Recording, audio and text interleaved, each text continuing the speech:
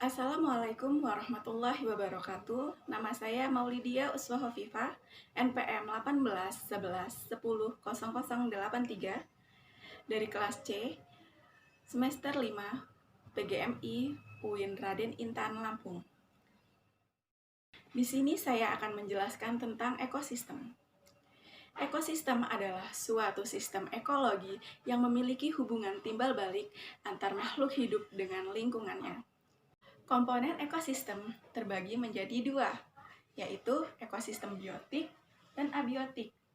Ekosistem biotik merupakan komponen lingkungan hidup yang terdiri dari manusia, tumbuhan, dan hewan, atau dapat juga disebut dengan produsen, konsumen, dan dekomposer atau pengurai. Yang kedua yaitu komponen ekosistem abiotik. Komponen ekosistem abiotik merupakan komponen lingkungan tidak hidup seperti matahari, air, tanah, udara, dan suhu.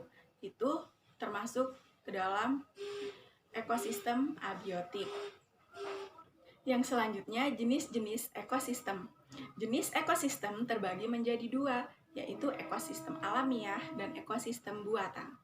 Ekosistem alamiah adalah ekosistem yang terbentuk karena pengaruh alam sekitar dan bukan buatan campur tangan oleh manusia. Ekosistem alamiah contohnya seperti hutan hujan tropis, sabana, padang rumput, gurun,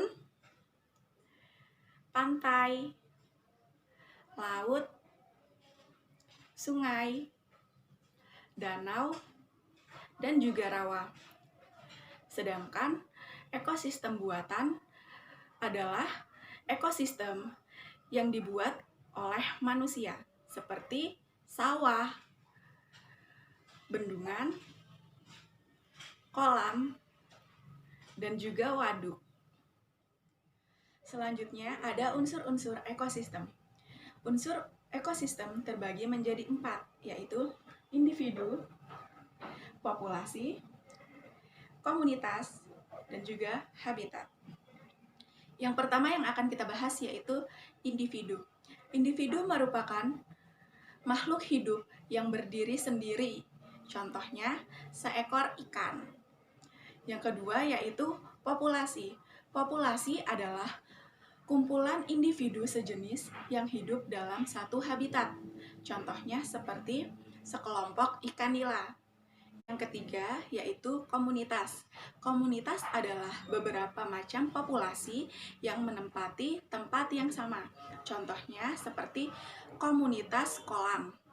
Terdiri dari populasi ikan, populasi lumut, dan populasi eceng gondok. Yang keempat yaitu habitat. Habitat adalah tempat suatu makhluk hidup tinggal dan berkembang biak. Contohnya habitat ikan nila yaitu perairan air tawar atau kolam. Selanjutnya ada hubungan antar komponen ekosistem. Yang pertama yaitu simbiosis. Simbiosis terjadi karena suatu organisme tidak dapat hidup sendirian. Simbiosis terbagi menjadi 3, yaitu simbiosis mutualisme, simbiosis komensalisme, dan simbiosis parasitisme. Simbiosis mutualisme adalah hubungan antar dua makhluk hidup yang saling menguntungkan. Contohnya seperti tanaman dan cacing. Yang kedua yaitu simbiosis komensalisme.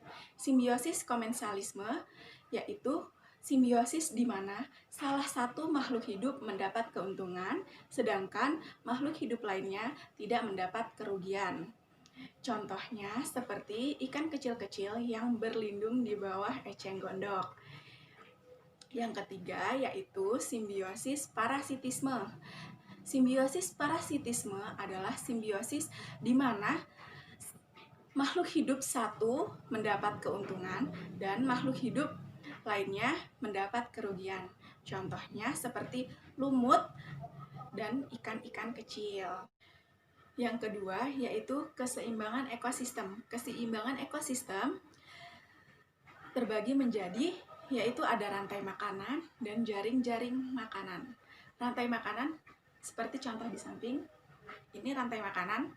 Rantai makanan terdiri dari produsen, konsumen 1, konsumen 2, konsumen 3, pengurai, dan kembali lagi ke produsen.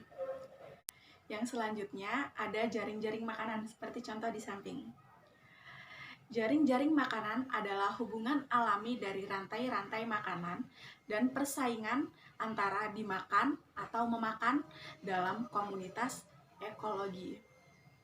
Jadi, dapat disimpulkan bahwa keseimbangan ekosistem adalah suatu interaksi antar komponen-komponen di dalamnya berlangsung secara harmonis dan seimbang. Dengan kita menjaga kelestarian lingkungan, maka keseimbangan ekosistem akan terus terjaga. Di sini saya akan memberikan contoh satu ekosistem, yaitu ekosistem kolam. Seperti yang dapat kita lihat di depan saya ini merupakan salah satu ekosistem kolam. Ekosistem kolam merupakan ekosistem genangan air yang dibuat oleh manusia untuk habitat ikan berkembang biak. Ekosistem kolam termasuk ke dalam golongan ekosistem air tawar dan ekosistem buatan. Ekosistem kolam ini termasuk ke dalam golongan air yang tenang, di mana ekosistem kolam terdapat habitat seperti ikan-ikan, eceng gondok, dan juga lumut. Ciri-ciri ekosistem kolam yaitu memiliki variasi suhu yang rendah, dipengaruhi oleh iklim dan cuaca, dan yang ketiga, kurangnya intensitas cahaya matahari yang masuk ke dalam kolam. Komponen yang terdapat dalam ekosistem kolam yaitu ikan nila, ikan lele, ikan wader, katak, eceng gondok, dan juga lumut. Unsur-unsur yang terdapat pada ekosistem kolam yaitu seperti individu, populasi, kelompok, dan juga habitat.